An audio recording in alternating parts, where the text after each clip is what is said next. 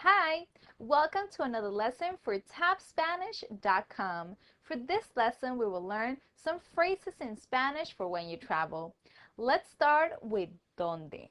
¿Dónde in Spanish means where. ¿Dónde está in Spanish means where is.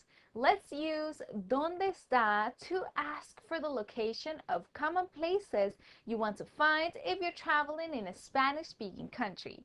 Let's start with some basic questions if you're traveling. To ask where is the hotel, you can say ¿Dónde está el hotel? To ask where is the bathroom, you can say ¿Dónde está el baño?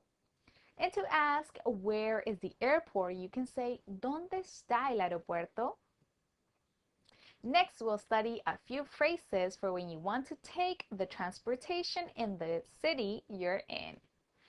To ask where is the subway, you can say ¿Dónde está el metro? To ask where is the bus stop, you can say ¿Dónde está la parada del autobús?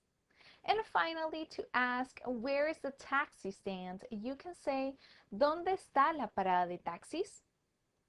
Thank you for watching this lesson on behalf of topspanish.com, and we welcome you to view the rest of our lessons.